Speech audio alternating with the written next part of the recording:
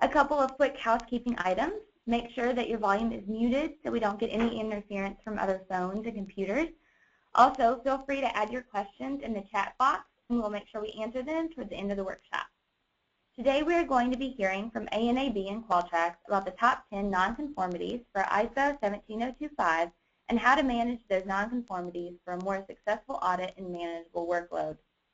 ANAB is a nonprofit, non-governmental organization that provides accreditation services to public and private sector organizations and is jointly owned by the American National Standards Institute and the American Society for Quality.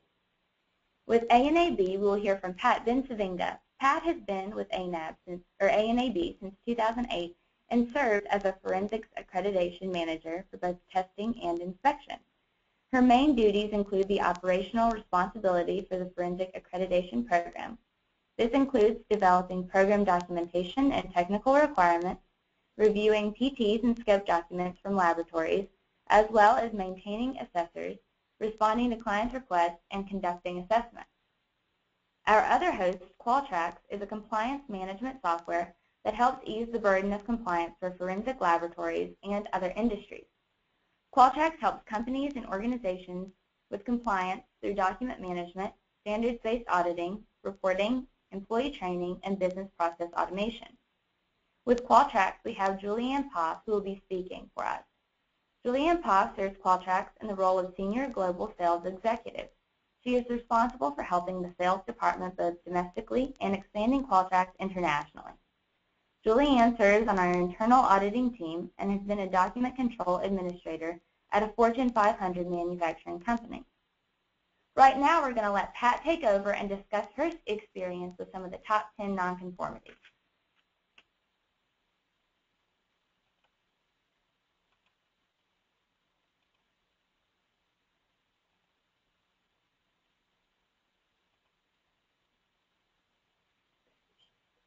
All right, Pat, you should be able to present now.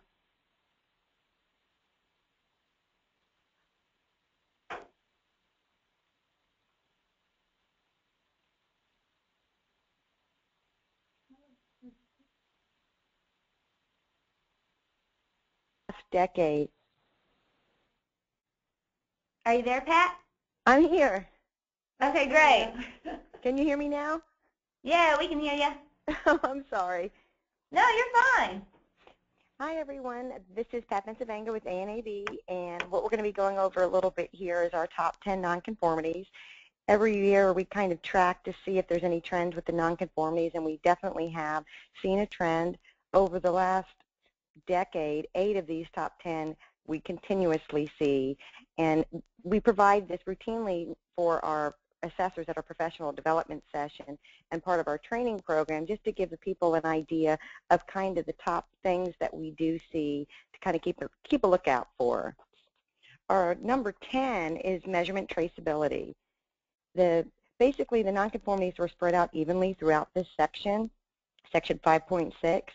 Basically missing procedures, lack of documentation. For traceability, laboratories were using non-ISO accredited calibration for their calibration requirements. Traceability seems to be a tricky one. We generally see it with our newer labs, but we do see it even with some of our seasoned labs. So it's just one of the things to kind of keep an eye out when you're going through your internal audit. Hey, Pat, real quick, can you make sure you show your presentation on the screen so we can all see that great work that you put together? Can you see it now? Yeah, we got it now. Thank you. Okay. Okay.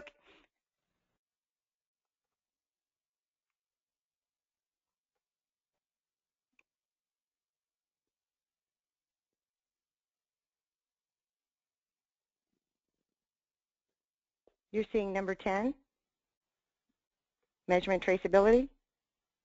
Yep, we have it. Thank you. Okay. Number 9 is in reference to purchasing services and supplies. About half of the nonconformities were clustered in one clause, 461, which were due to incomplete procedures that did not contain all the required elements. What we see a lot of times is with a failure in the system is they may not address each and every one of the subclauses. For example, a laboratory might have a procedure that covers the purchasing of critical supplies, but not necessarily address the purchase of critical services such as calibration. And that's just something that seems to kind of pop up routinely. Number 8 was the management review.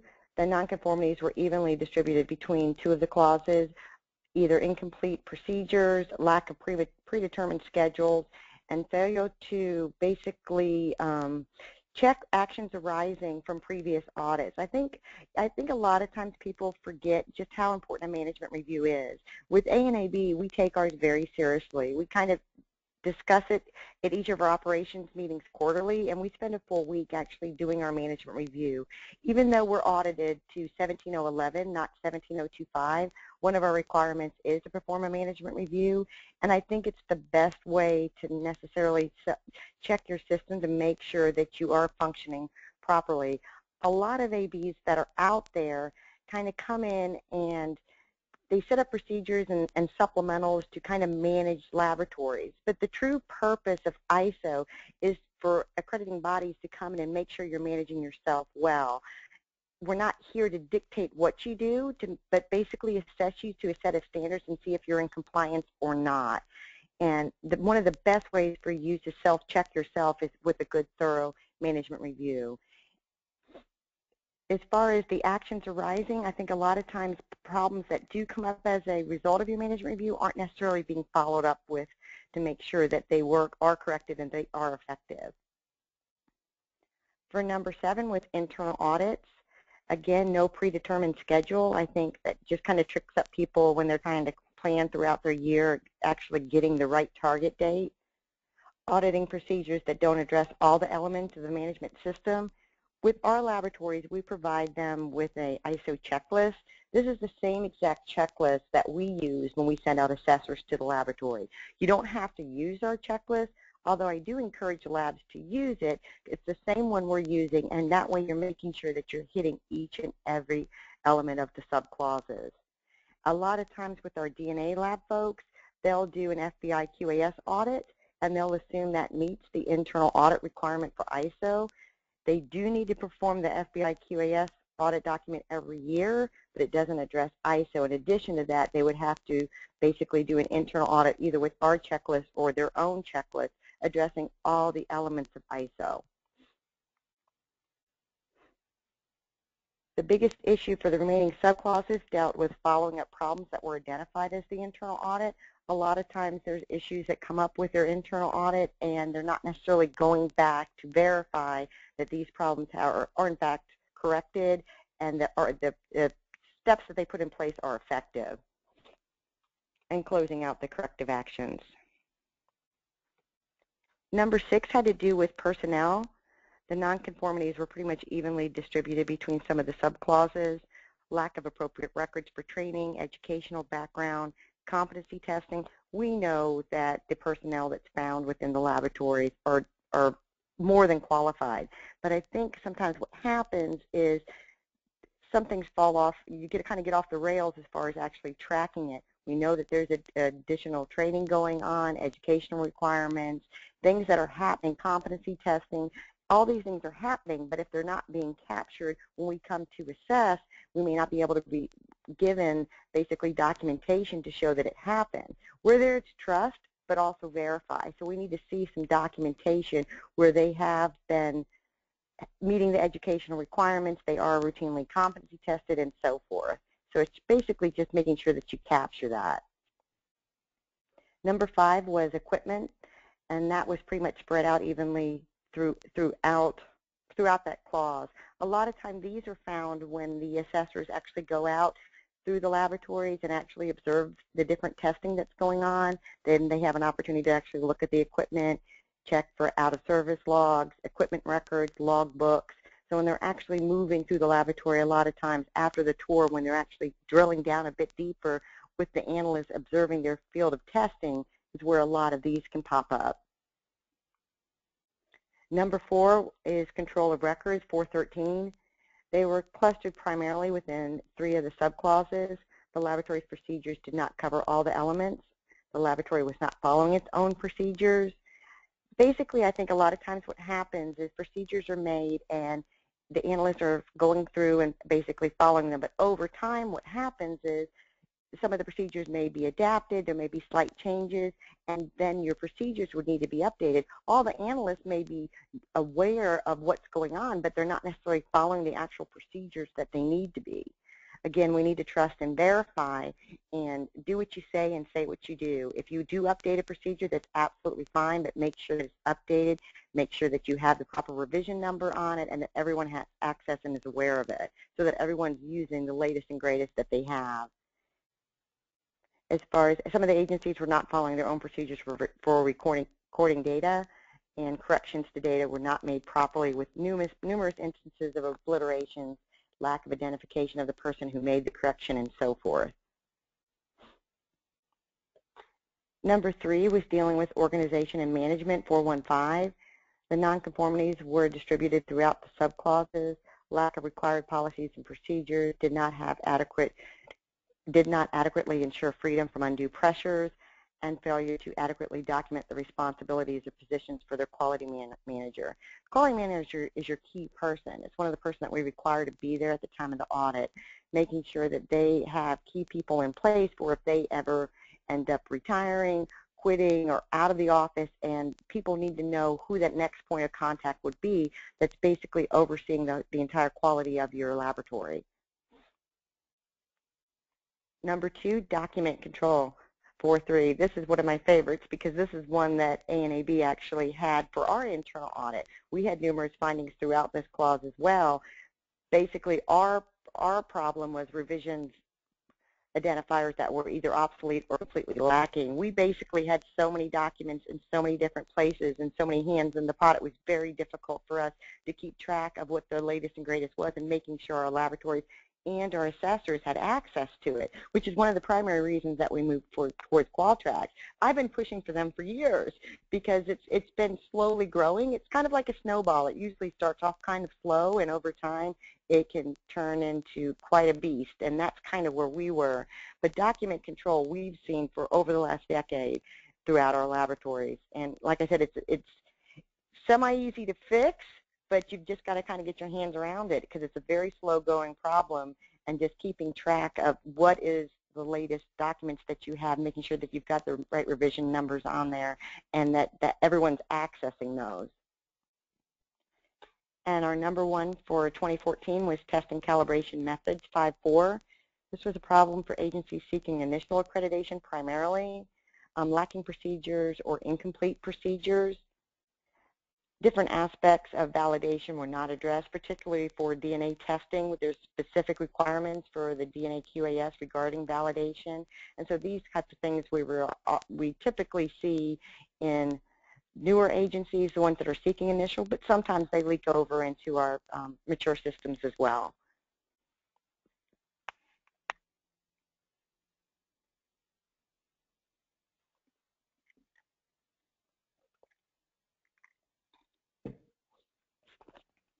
Great, thank you, Pat. That was awesome. This is Julianne, so I'm going to be kind of taking it over from here.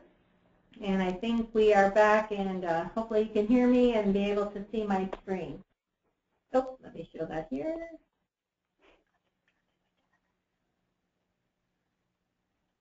All right, very good. So what Pat reviewed, some of the top 10 nonconformities, and what I'm going to be demonstrating during this portion of the presentation will be how your organization will be able to manage some of those items. So when the good folks from ANAB come to audit you, they won't be able to find any of those things within your quality management system. So we're going to start with document control. This addresses some of the items that Pat discussed. Number 10, section 5.6 on missing procedures. Number 9, 4.6, incomplete procedures. Number 4, control of records. Number 3, organization and management. Number 1, 5.4 for the storage of those records that pertain to the calibrations. And then especially number 2 for 4.3, doc control. So we're going to walk through some of those items. So what you're seeing now is the main user interface of a Qualtrax system. So this would be configured with your logo and your information that you would want to share with your employees on the front screen. Once they would log in, they would be brought to their inbox where at this point they're going to get a summary of any actions that they have a responsible part in completing, or anything that they have initiated, and they can monitor it through the entire process. There's three core components of the system. Again, we're starting with document control. So on the left-hand side are any of the documents that I either have in edit or waiting to approve or waiting approvals and those types of things. We're going to open up our document tree. And from the document tree, this is where it would house all of your procedures, work instructions, equipment manuals, MSDS sheets, equipment logs. All of that information can be stored within the document tree, and then you configure the document tree how you want to, whether it's broken up by the different disciplines within laboratories, and again, housing all of those procedures and documents. Everyone can always see the most current published version of the document. So when Pat mentioned about not knowing which document revision and things like that, if somebody was saving or using an old version of a document, when they would pull it up from Qualtrax, it would automatically be the most current published version of that document. Within the document, we were talking about incomplete procedures. You do have the ability to have templates within the system, so you can predefine within the document, the title, maybe what sections the document will include. You can have the headings for purpose, scope, responsibilities, etc. And then the individuals who are creating those procedures can just fill in the content. So again, hopefully you're outlining what needs to be in that procedure for them, and then they can incorporate the actual procedure steps within the document itself. Within the documents, also under the document properties, this is going to keep all the information about the document. So I'll be able to see the title, the ID number that it's going to be given. One of the unique features of Qualtrax is we have the ability to associate your standards. So whether it's ISO 17025, ISO 17020, any NELAP accreditations, any other quality and regulatory compliance can be entered and input into the system. And I'm going to show you a report in just a minute as you're associating the sections of the standard with those particular procedures of how you're going to be able to do a gap analysis as you're preparing for your audit to make sure that everything is in place. It's also going to keep track of the revision history of the document. So again, as Pat mentioned, we're not knowing which document, what happened when. You would be able to come to this history tab and see all of the information, who approved it, if they rejected it, if they reviewed it, who did what and when, and you would be able to pull up this entire history right through this tab. Those with the proper permissions would also be able to open up the past revision of that document as well. Coming back into the document reports, we're going to show you two. One is the documents by standards that I mentioned.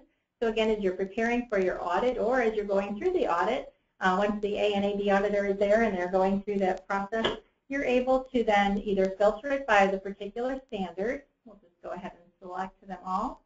I'm going to accept the default of showing standards where there's no documents associated with them, and then a couple fields for the output of the report. So what this is going to show me is a really quick visual of which sections of the standards I have documents for and which ones I do not. So as I'm preparing for my audit, I know if I don't have anything for 4.7 service to the customer, 4.8 complaints, etc., I know where to focus my efforts to make sure that is complete. One of the other items that Pat mentioned was a master document list. That is a standard report that is also included with the Qualtrax system. The automatic default is the ID and the title of the document. If I want to know what the current revision is, I can add that filter to the output of the report. If I want to know what standard is associated with it, I can add that to the output of the report as well. So no more keeping Excel spreadsheets, trying to make sure you've updated that at the same time you've updated your record. So Qualtrax system would automatically take care of that for you. All right, moving on to the second portion of the product is workflows. So this is where you would take a process and you would automate it through a tool that we call our Workflow Designer. Similar to a Visio type program, you would map out your process and define each step of the process or each box, and then the routing for that activity. So again, these can address similar items that Pat mentioned, number 8, 415 for management review. A lot of our customers do their internal audits, so addressing number 7, 414 are done through workflows. We use them internally ourselves for that. Number 1, again, the records for methods and procedures, and number 5, 5.5 for equipment. So these processes can be mapped out, and then anytime this process is going to occur within your organization, it's going to follow that same step, and then those questions are going to be very easily identified. So as your employees are filling that information out, that's going to happen consistently time and time again. So you get the information that you need to be able to make good decisions based on that. We're going to go ahead and walk through a corrective action workflow. So again, it's something we do also have what we call a workflow launcher. So if you have your internal audit as a workflow within the Qualtrax system, and there does happen to be a corrective action that would be launched out of that internal audit workflow, you have the ability to launch that right from that internal audit workflow within the system as well. So through a series of different types of fields that we give the employees to be able to capture this information. So we have a simple text field. So this example was, is the first step is the claim of deficiency. So what happened? They would just have a free-form text to fill in that information. They can reference a section of the standard.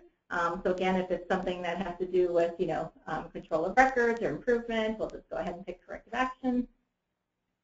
There's list fields. We like list fields. Again, that makes it very easy for the employees to be able to fill out that information. In this example, we have Christiansburg, where we're headquartered. That's a very long name. So if somebody spells it wrong, and that quality manager is looking for all of the corrective actions that have taken place in Christiansburg, and I've spelled it incorrectly, it may be more difficult for them to find that. So being able to select from a list makes it very easy to do that. You can also make fields required and not required. If I'm the employee filling this out and I determine that I don't want to fill out any more information, I just want to go ahead and submit it to QA, it's not going to let me go any further. So I do need to take and fill in the information of what I did to immediately fix the situation in this particular case. You can add any supporting documentation. So if you have any other supporting evidence, if you have pictures, videos, emails, that can all be uploaded. So now that's going to be a permanent record and part of that corrective action. So at any point in the future, when you go back to look at it, you'll be able to see that. And then as the individual employee, I don't have to worry about where it needs to go to. I can just go ahead and hit submit to QA. It's going to automatically go to the next step in the process. From my inbox, since I'm the one that initiated it, in the center section are where these workflows reside. And right here I can see that it's now been given a number, 4406.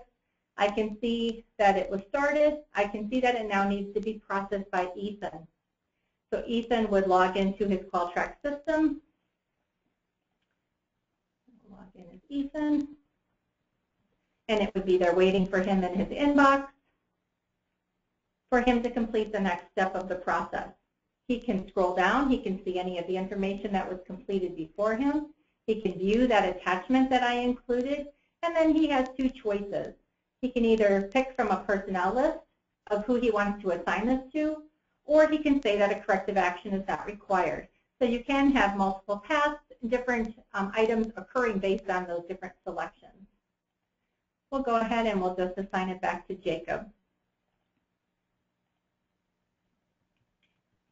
The nice thing about all of this and having everything automated with a workflow, all of these fields then become searchable and reportable. So when you need to prove that evidence, then you can either do that in two ways. One, you can come to the advanced search. You can do that on any document or any workflow that occurs. We'll just stick with corrective action. Any of the system-provided fields, any of the routes that have occurred during that process, or any of the fields that I have created are now searchable and reportable. I can filter by any of those, or I can just go ahead and hit search and it will display the results. And then I can drill back down into any of those items that I choose to.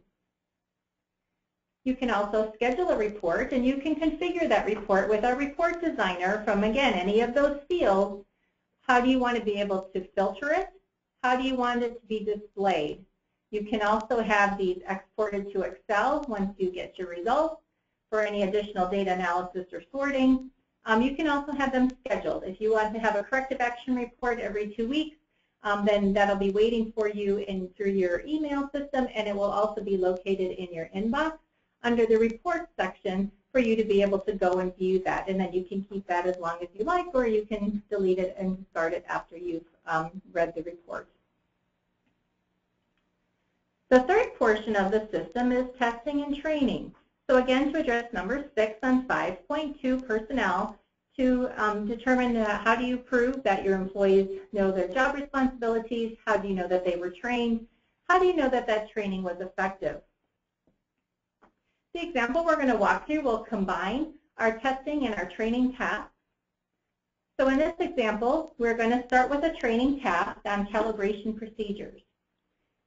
You would determine the instructions and whether you want to just have a training task, if you want to have a test associated with it, if you want to have a completion sign-off, and you can also include an effectiveness sign-off. So you can mix and match all of those items based on what you're trying to accomplish with that particular item.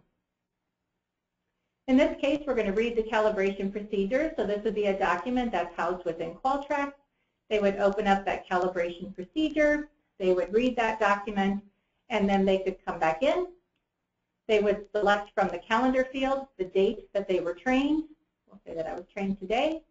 Perhaps I got a certificate. I'm going to go ahead and I'm going to attach a copy of that certificate.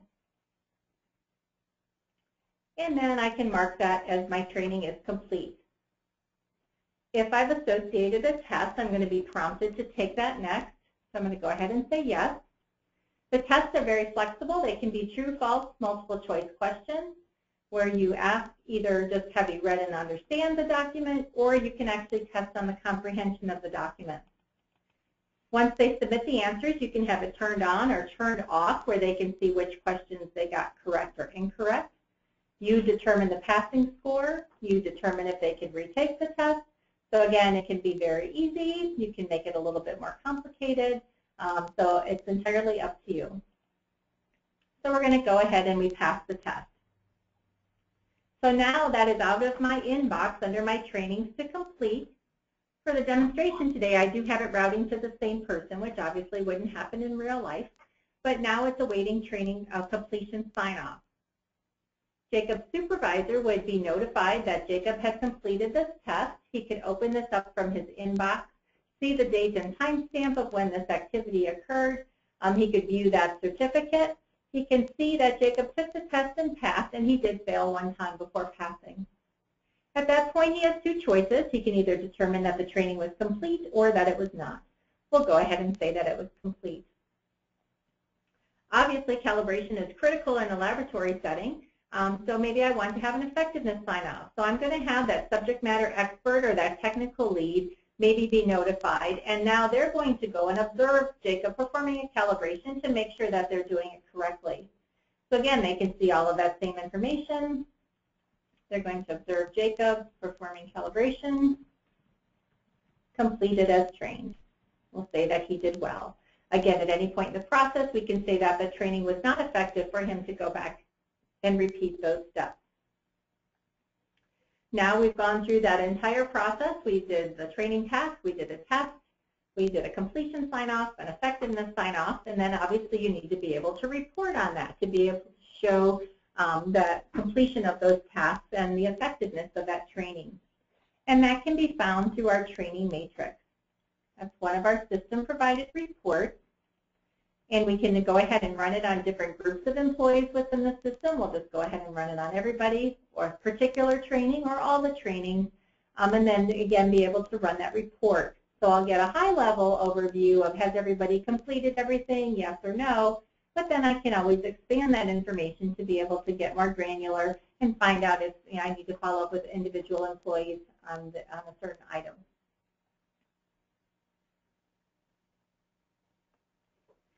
So I think that brings us to the end of my portion. So now what we're going to do is open it up through the chat box for people to be able to ask questions for Pat or myself.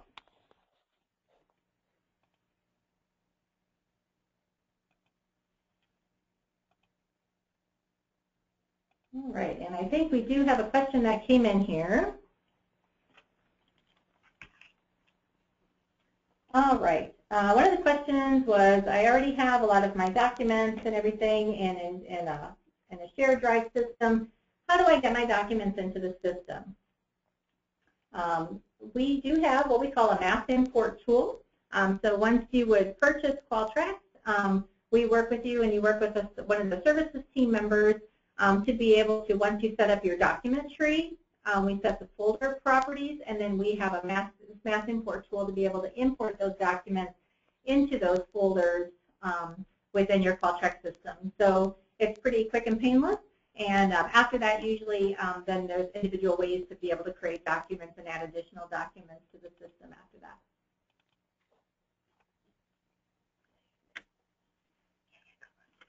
Pat, I think we have a question for you. Question came in on, do you have any, when you come to audit a system, or do you have like consulting services to be able to provide people to help come up with procedures or templates and things like that as well? We can't offer ANAB cannot offer consultancy, but we can get you in contact with one of our lead assessors that could provide that service as far as writing procedures and things like that. It's a conflict of interest for us to actually do it, but we can definitely get you in contact with people that can help you. Great, thank you.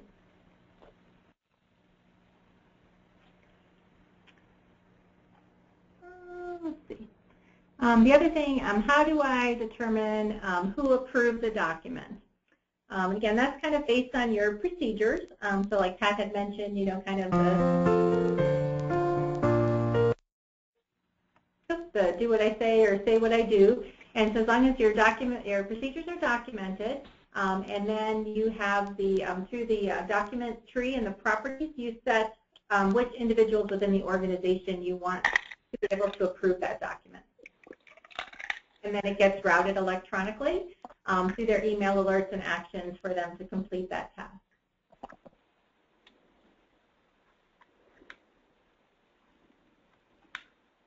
All right, if you all want to add any extra questions that we have, either into the chat box or the questions box below, we'll get to those in just a second and see if we have any more questions for either Pat or Julianne.